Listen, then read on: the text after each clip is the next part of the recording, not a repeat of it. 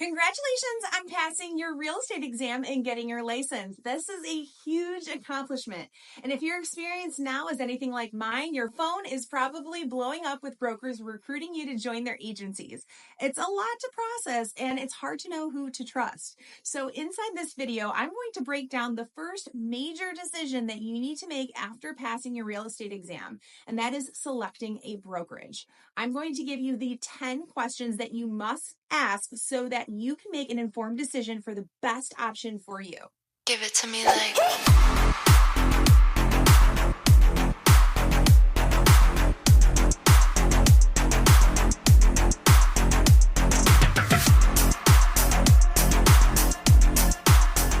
Before we get started, let me introduce myself. My name is Kelly Olin, and I am the co-founder and active Florida Realtor for Residence by eXp Realty. Not only am I an active realtor, I'm also a real estate coach and mentor, helping agents get their business off to a strong start, navigating all of the systems and setting everything up so that you're constantly having a flow of new business coming your way. All right, let's go ahead and get started with question number 1. What are your goals? Okay. The first and most important question that you need to ask yourself is, what is it that you want? Some agents just get licensed for their own personal transactions to save some money. Okay. And that's totally fine. Now, some agents get licensed as a hobby to help out their friends and family if they ever want to move at some point. Now, sidebar on this one, if you are treating your business like a hobby, why would your friend or family member trust you with likely the biggest financial asset unless you are doing it for free? And if that's the case, cool, you're not going to be in it to make money, but please don't have the expectation that you can actually earn a living as a hobby realtor casually just off of your friends and family. All right, we'll put that to the side. Now, some agents get licensed for part-time income while they're still working another full-time job. And some agents get licensed to build a business and earn a full-time income out of the gate. And honestly, you can do this while still maintaining other employment, but you really need to be a hustler. Know that your real estate career is your priority and be ready to work any hours that you are not at your other job. So ask yourself this question right now and write down the answer. Why did you get licensed? What financial goals do you have in your first year? How much time do you have to devote to this goal? What level of priority is it in your life? Answer these questions will help guide you in making the right decision when selecting a brokerage. Okay, the next few questions are questions that you should ask the brokerage that's recruiting you. So let's first tackle compensation. Question number 2, what is the split and cap? There are several different terms that you're going to come across when looking at different compensation plans. The first is what's called a split. A split is the portion that you will earn from your broker on every transaction. So for example, if it's an 80-20 split, if the commission earned on a property that you helped somebody buy or sell is $10,000, you would owe your broker $2,000, the 20, and you would be able to keep $8,000, the 80. Make sense? Now, the second term that you'll see thrown around is the word cap. What this means is the annual capped amount that you will need to pay your broker.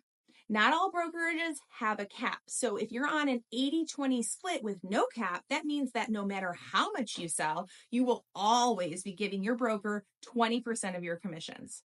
However, if the broker has, for example, a $20,000 cap, that means that once your broker gets their $20,000 from you in the year, then your split gets more attractive. For example, it might shift then to a 90-10 or even a 100% commission after the cap is reached. Question number 3. Is there a different split or cap as a new agent? Now, some brokers start agents with a more expensive commission split for their first few deals because they are going to be mentoring you. Question number 4, is there a split for joining a team? Additionally, if you join a team at a brokerage, not only will you owe the brokers that split, but you might also owe the team leader an additional split. Being part of a team is so helpful for new agents, so you have that mentorship and training and support, but that doesn't usually happen for free. So don't forget to ask about an additional team split. And of course, what kind of support are you actually getting from being part of that team? But more on that later. Question number 5, what are the monthly and annual fees? And what tools do I get? Let's step back and think about business just logically here, okay? Brokers run a for-profit business. They don't do it out of the goodness of their heart. They have bills, they have overhead to pay, so they are designed to make money from the production of their agents. So if a brokerage is saying that they are a 100% commission broker, meaning that agents get 100% of the commissions on every sale. How are they keeping the roof over their heads? The bottom line is that you're going to have to pay your broker one way or another. So don't be fooled by all of the marketing tactics. The broker is going to get paid somehow. And if it's not in the form of a split, it will be in the form of fees. Different brokers also include a variety of different tools, like a website or a customer relationship management database that you will need for your business as well. So if they don't include those tools, likely you will have to pay for it on your own. And single subscriptions are much more expensive than if you were to be part of a bulk subscription with a brokerage. So again, you may not pay for that tool through your broker, but you're going to have to pay for it at some point. More on this later. All right, let's get back to fees here. So let's talk about monthly or annual fees. Fees that are typically paid monthly or annually are called all sorts of different things. They can be called a tech fee or a desk fee or a brokerage fee, okay? Typically, the justification is that you are given tools and access to something on an ongoing basis. Some of these popular tools are an IDX integrated website, okay? This is one that's branded just for you and your clients, and IDX means that it's connected to the MLS and all the local listings. If this is not included, this could cost you an additional $500 to $2,000 or more per month. But not all websites are created equal. Here's a bonus question you can ask. Ask what an agent site looks like, okay? Now, a CRM, which stands for Customer Relationship Management, this is a database that you're going to store all of your prospects and leads and client information in. Many CRMs have the ability for a client to click a link from a social media post or scan a QR code from a sign or flyer and go to a customized landing page. And from there, they can enter their information and be given all of the content that they requested automatically. If this is not included, then this could cost you an additional $250 to $1,000 per month. And again, not all CRMs are equal. Here's another bonus question for you. Ask for a virtual tour of the CRM so you can see really what functionality it has. Now, transaction management software. This is where all the contract forms that you're going to need and where you enter all of your transaction documents for your broker's review. Now, if this isn't included, it could cost you another $100 or more per month. And you know what I'm about to say? Ask them to show you the software and how user-friendly it is. Another thing to think about is electronic signatures. This is a software like DocuSign so that you can have your clients sign electronically and you don't have to hand deliver contracts back and forth. On your own, DocuSign could cost you $180 a year. Another tool, email and texting software. Ideally, this tool is integrated with your CRM so it works seamlessly and automatically to email and text your prospects and leads with strategic follow-up campaigns like monthly newsletters and listing alerts. Or on your signs or business card, a client could actually text a keyword to a number for more information about you or the listing. Email alone can cost you $400 or more per year. Texting depends on how many texts you send, but it could be another $250 or more per year. Here's a bonus question again. Ask them to show you the email and text templates, if there are any. So you know that if there is that functionality or if you're going to have to recreate everything, even if they do have that functionality, you might have a lot of work ahead of you. So as you can imagine, if you plan to build a real business in today's modern world, you're going to need these tools. And if your brokerage doesn't include these tools or templates, you're going to have to pay for them on your own or spend hours and hours building these systems. All right, moving ahead to question number 6. What are the transaction fees? These are the fees that you pay per closing or per transaction. Now, these fees can also be called broker review fees, E&O insurance fees, and administrative fees.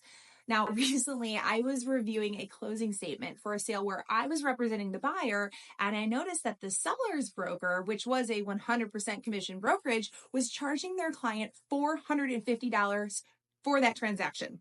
Yikes! I am sure that the seller was not happy to learn that when they looked at their Alta statement. I definitely think they would have had a very uncomfortable conversation with that listing agent. And hey, maybe you'll say, I'll cover that. But guess where that comes out of? Your commissions. Again, all of those fees we just discussed do stack up. All right, question number 7. What kind of training will I receive? As a new agent, you are going to be hungry for knowledge. So you want to make sure that you're with a brokerage that's large enough and really cares about training and developing their agents. And you want to make sure that they both have live and pre-recorded training for you so that you can access it on the go and find something when you are looking specifically for the answer to a question. Plus, you want to make sure that it's not just evergreen, but that it's ongoing with new updated trends in the market. For example, let's say that you just booked your first open house and you want a specialized training with the best practices just on how to hold an open house. You want to be able to find that self-serve and find it quickly so that you can get the answers that you're looking for and not be waiting on some schedule or team meeting weeks in advance. Question number 8, what kind of mentorship will I receive? So who you will be communicating with on a day-to-day basis and who you will ask questions to is incredibly important.